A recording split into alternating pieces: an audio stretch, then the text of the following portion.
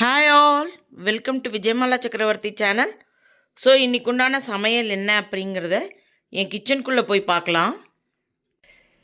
இங்கே பாருங்களேன், இது நான் நேற்றுக்கு திருச்சியிலேருந்து வரைச்ச பெங்களூருக்குள்ளே சிக்னல்லாம் வரைச்ச நிறைய இடத்துல இந்த பசங்க பொக்கேஸ் விற்றுட்ருப்பாங்க. ஸோ அந்த பையன் நல்ல வெயிலில் அக்கா வாங்கிக்கோன்னு ரொம்ப கெஞ்சித்து. ஸோ அதனால் அதுக்கிட்ட ஒரு 100 rupees ஒரு பக்கே. ஸோ 2 கலர் வாங்கினேன், ரெட் அண்ட் பிங்க்கு. ரொம்ப அழகாக இருக்குது. அட்லீஸ்ட் அவன் உழைச்சி சாப்பிட்றானே, அதை என்கரேஜ் பண்ணணுன்றதுக்கோசரம் நான் இதை வாங்கினேன். ஸோ ஊர்களுக்கு போனால் ஷாப்பிங் பண்ணாமல் வர முடியுமா என்ன? ஸோ திருச்சியில் நான் இந்த சித்திரத்தை பொடி, திரிப்புலா பொடி இதெல்லாம் வாங்கினேன் நான். ஸோ இந்த பிராண்டு நான் அம்மான் பச்சரிசி இதெல்லாமே நான் யூஸ் பண்ணுவேன். அதுக்கப்புறம் என்னுடைய ஃபேவரட் மணத்தக்காளிக்கா, எங்கள் பெரிய மாமியார் கோமலா பெரியமான்னு இருக்காங்க, அவங்கக்கிட்ட சொல்லி எங்கள் பெரியம்மா அவங்கக்கிட்ட சொல்லிவிட்டு எங்கள் மாமியார் வாங்கிட்டு வந்து கொடுத்தாங்க. பாவம் எனக்காக ஒரு எஃபோர்ட் எடுத்து வாங்கி கொடுத்துருக்காங்க. அதுக்கப்புறமா இது உருளி, இது கல்கத்தா உருளின்னு சொல்லுவாங்க. எங்கள் அம்மாக்கிட்ட இருந்தது இந்த உருளி. எங்கள் அம்மா என்ன பண்ணுவாங்க, இந்த பால் கேக்கெலாம் பண்ணுறதுக்கு பாலை சிம்மில் போட்டுட்டு ஒன்றும் அடிப்பிடிக்காது, ஒன்றும் பண்ணாது. ஸோ அந்த மாதிரி ரொம்ப ஒரு நான் நினச்சேன் இதெல்லாம் இப்போ எங்கே கிடைக்கிறதுன்ட்டுன்னு நான் மங்கள் போயிருந்தேன். அங்கே இது வாங்கினேன். அதுக்கப்புறமா பொடி வச்ச பாத்திரம்னு எங்கள் அம்மா சொல்லுவாங்க, அவங்க வச்சிட்டு இருந்தாங்க. ஸோ அந்த பொடி வச்ச பாத்திரம் ஒன்று பார்த்தேன். ஸோ பாலை வாங்கி காய்ச்சி உரக்குத்திருக்கேன். என்கிட்ட ஆல்ரெடி ஒரு வெங்கல தட்டும் டம்ளரும் இருக்குது. அது எங்கள் ஹஸ்பண்ட் யூஸ் பண்ணுறாரு. நான் இது சின்னதாக வேணும், என்கிட்ட இருக்கிறது கொஞ்சம் பெருசாக இருந்தது. ஸோ அதனால் இன்னொரு வெங்கல தட்டும் ஒரு டம்ளரும் வாங்கியிருக்கேன்.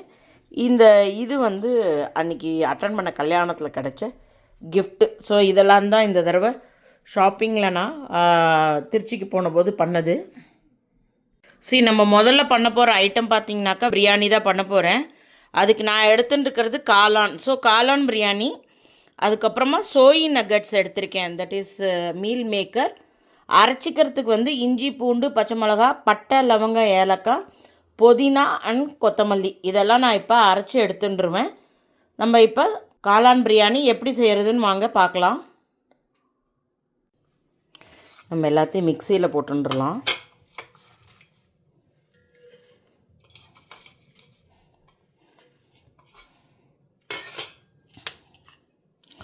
இஞ்சி பூண்டு பச்சை மிளகாய், பட்டை லவங்கம் ஏலக்காய்லாம் சில பேர் நெய்யில் தாளிப்பாங்க. நான் இதை போட்டு அரைச்சிடுவேன். எனக்கு இது சாப்பிட்றச்ச வாயில் வந்தால் பிடிக்காது, அதனால் அரைச்சி எடுத்துட்டுருவேன். ஸோ இது எல்லாத்தையுமே நம்ம இப்போ அரைச்சி எடுத்துக்கலாம். நான் இப்போ பாஸ்மதி அரிசியை ஒரு ஆழாக்கு எடுத்துட்டுருக்கேன். 2 டம்ளர் தண்ணியில் ஊற வச்சுட்டுருக்கேன். வெள்ளை ஆனியன் எடுத்துட்டுருக்கேன். அதுக்கப்புறமா அரைச்ச விழுது, லெமன், இதெல்லாம் ரெடி பண்ணி எடுத்துட்டேன். இப்போ பார்த்திங்கன்னா நான் வானலியில் கொஞ்சம் 1 ஸ்பூன் எண்ணெயும் 1 ஸ்பூன் நெய்யும் போட்டு வச்சுருக்கேன். இதை இப்போ நம்ம ஹீட் பண்ணிக்கலாம். எண்ணெயும் நெய்யும் சுட ஆரம்பிச்செடுத்து நம்ம இஞ்சி பூண்டு பச்சை மிளகா கொத்தமல்லி கருவேப்பிலை பட்டை லவங்க ஏலக்காய் இது எல்லாத்தையும் போட்டு அரைச்ச விழுதை ஆட் பண்ணிடலாம்.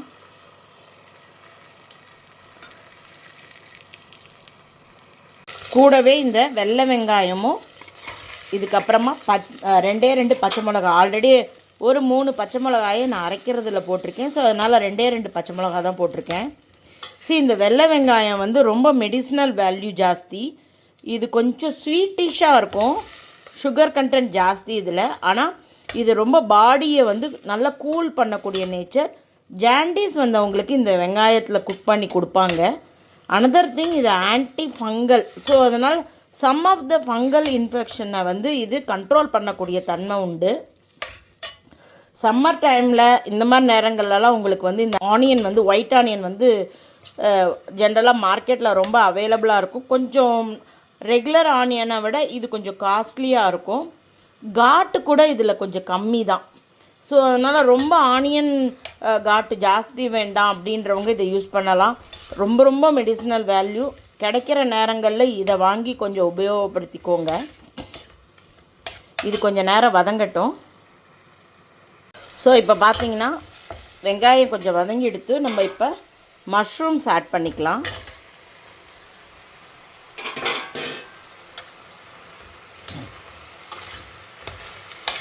ஸோ இது பார்க்குறதுக்கு அளவு ஜாஸ்தியாக தெரியும், வதங்க ரொம்ப குன்னி போயிடும், சின்னதாக போயிடும் அது. அதுக்கப்புறமா இந்த மீல் மேக்கர் சோய் நகெட்ஸ். இந்த சோய் நகெட்ஸ் வந்து சோய் பீன்லேருந்து எடுக்கிறது தான் இது. இது வந்து ரிச் இன் ப்ரோட்டீன். ஜென்ரலாக வெஜிடேரியனுக்கு ப்ரோட்டீன் கிடைக்கிறது கொஞ்சம் அதாவது ஒரு நாளைக்கு எவ்வளோ கிராம்ஸ் வேணுன்றது இருக்குது இல்லையா, அந்த இது வந்து வெஜிடேரியன்ஸுக்கு கொஞ்சம் கம்மியாக தான் கிடைக்கும். ஸோ இந்த சோய் நகெட்ஸ்லலாம் வந்து உங்களுக்கு ப்ரோட்டீன் கொஞ்சம் ரிச் இருக்குது. பன்னீர் சாப்பிடலாம், இதிலலாம் ப்ரோட்டீன் இருக்குது. நம்ம என்ன வெயிட் இருக்கோமோ அந்த கிராம் ப்ரோட்டீன், சப்போஸ் நீங்கள் 50 கிலோ வெயிட் இருக்கீங்கன்னா ஒரு நாளைக்கு 50 கிராம் ப்ரோட்டீன் உடம்புக்கு போனால் நல்லது. அட்லீஸ்ட் ஒரு 30 கிராம்ஸாவது போகணும். ஆனால் இந்த சோய் நகட்ஸில் வந்து என்னென்னா ஒரு விஷயம், ஜென்ரலாக ப்ரோட்டீன் ரிச், ரொம்ப நல்லது. தைராய்டு பீப்புள் வந்து இதோட எடுத்துக்கக்கூடிய ஃப்ரீக்வன்சியை கொஞ்சம் கம்மி பண்ணிக்கணும். ரொம்ப சோய் ப்ரோட்டீன்ஸ் வந்து இது வந்து சோய் ப்ரோட்டீன்ஸ், பன்னீர்லலாம் கிடைக்கிறது வந்து மில்க் ப்ரோட்டீன். ஸோ சோய் ப்ரோட்டீன் வந்து என்ன பண்ணும், இந்த தைராய்டுக்காரங்களுக்கு இன்னும் கொஞ்சம் ஜாஸ்தி ட்ரிகர் பண்ணும். பார்டர் லைனில் இருக்கிறவங்க, இல்லைனா அது அவங்க உடம்பு அதை வரக்கூடிய ஒரு இது இருக்கிறது அப்படின்னாக்கா அவங்களுக்கு வந்து ரீடிங் கொஞ்சம் ஜாஸ்தியாக காட்டும். அதனால் இப்போ 15 days ஒன்ஸ் அந்த மாதிரி ஏதாவது எடுத்துக்கலாம். சில பேர் ரொம்ப ரெகுலராக சோய் ப்ரோட்டீன்ஸ், அதாவது சோய் நகட்ஸ் யூஸ் பண்ணுவாங்க. நல்ல உடம்பாக இருந்தால் ஒன்றும் பிரச்சனை இல்லை. ஏதாவது தைராய்டு ட்ரிகர் பண்ணக்கூடிய நேச்சராக இருந்தால் பெட்டர் 15 days ஒன்ஸ் எடுத்துக்கோங்க. இப்போ நம்ம இதுக்கு உப்பு போட்டுக்கலாம்.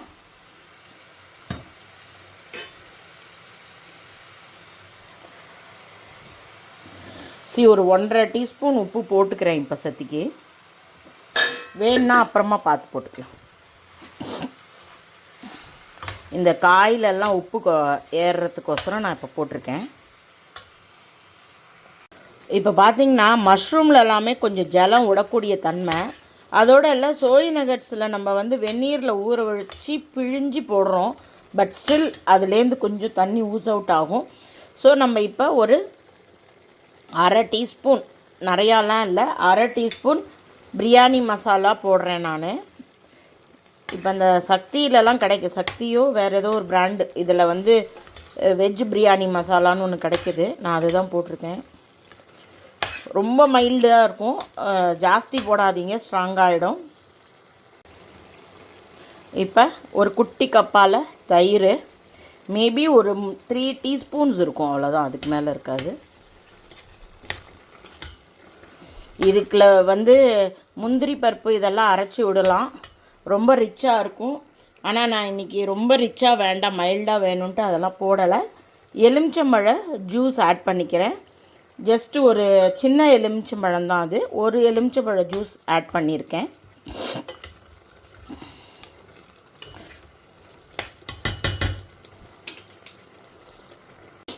இப்போ நம்ம அரிசியை ஆட் பண்ணிடலாம், ஊற வச்ச அரிசியை.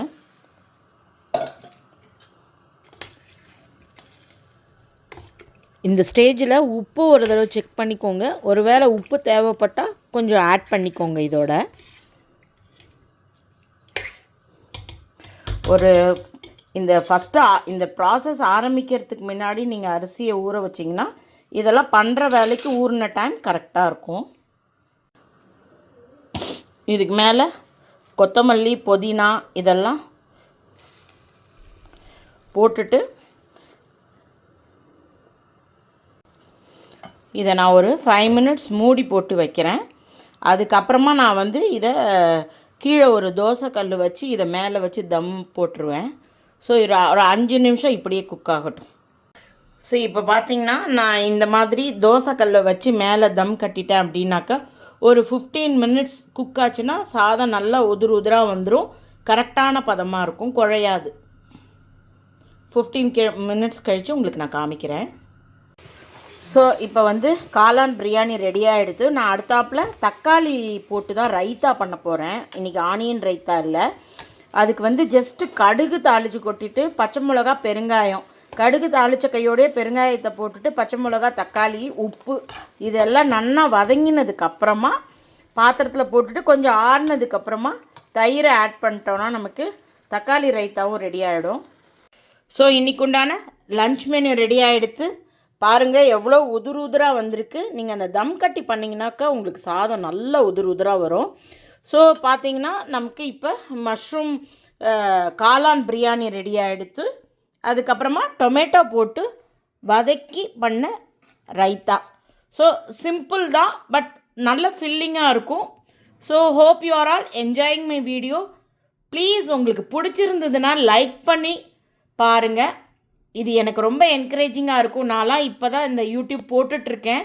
ஸோ இதெல்லாம் எனக்கு ரொம்ப என்ன சொல்கிறது, ஒரு லைக்குமே எனக்கு ரொம்ப ஹாப்பினஸ்ஸை கொடுக்குது. ஸோ அதனால் please like and subscribe my channel. Thank you for வாட்சிங். Bye bye all.